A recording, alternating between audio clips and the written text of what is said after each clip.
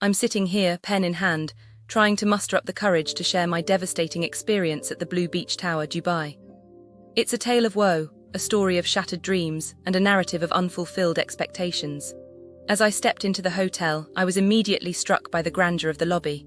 The high ceilings, the sparkling chandeliers, and the tasteful decor all screamed luxury.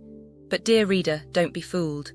Behind this elaborate facade lies a web of deceit, a tale of broken promises, and a laundry list of catastrophes waiting to unfold. Let me start with the room itself. Oh, the room. It was like a disaster zone, a hotspot of neglect and disregard for human comfort.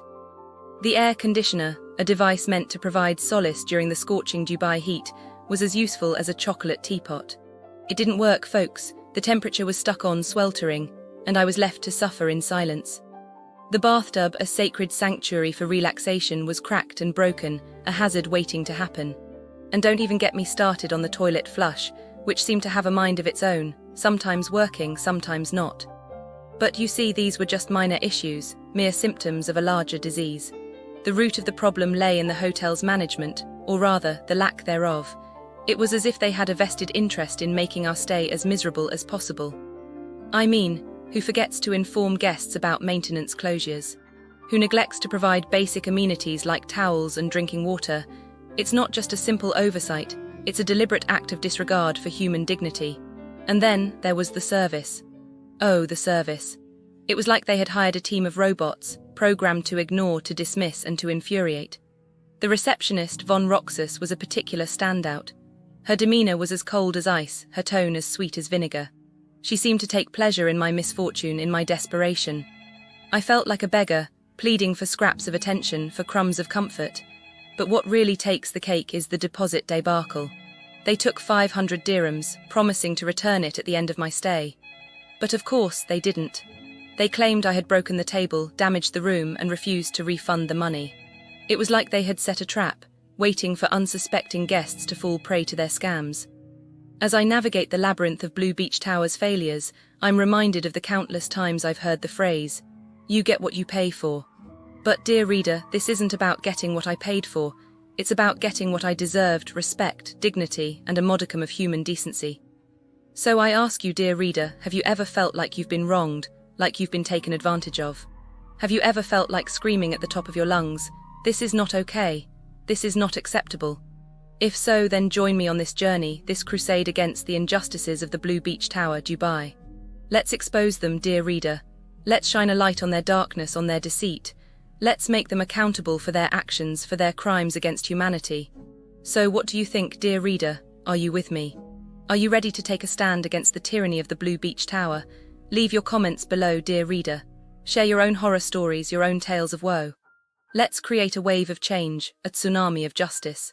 Together we can make a difference. Okay, so I was looking into things, around Blue Beach Tower. It's pretty, the tower, really shiny. But apparently things aren't always what they seem. It's just sad, honestly. Businesses here, a lot of them, especially the souvenir shops near Blue Beach Tower, they're like really good at upselling. Like really good. I heard a story about this family, tourists, obviously. They went in for a little magnet, right? Just a small one. And the shopkeeper, he started showing them these genuine pearl necklaces, amazing deals on pashminas, and they ended up spending like 500 dirhams.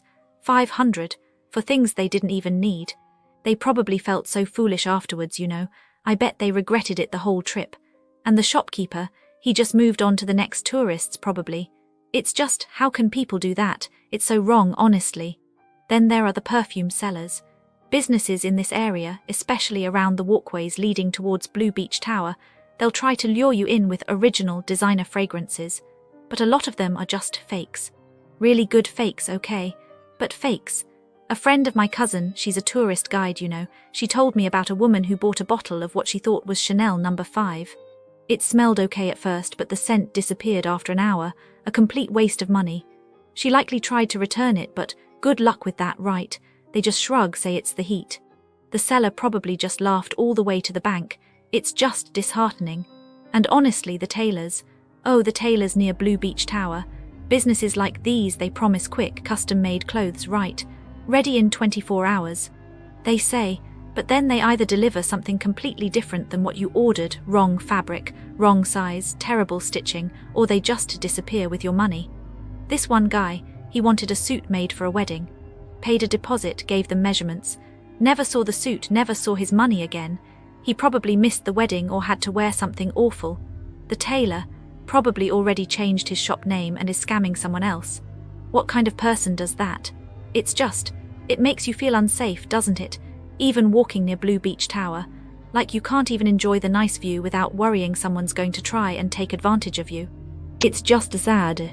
Asterisk businesses near Blue Beach Tower, Dubai are not what you'd hope for.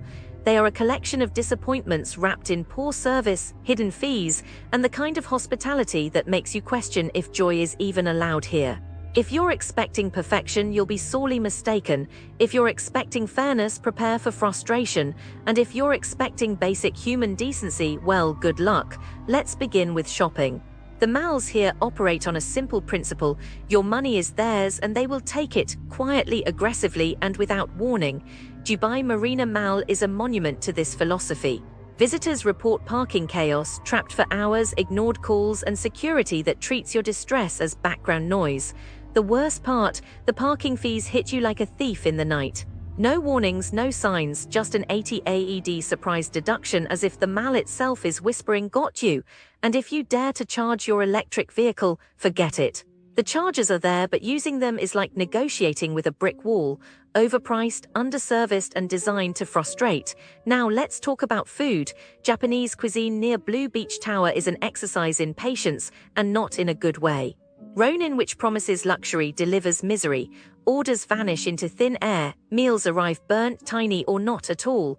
One diner waited 45 minutes only to be told the kitchen forgot them.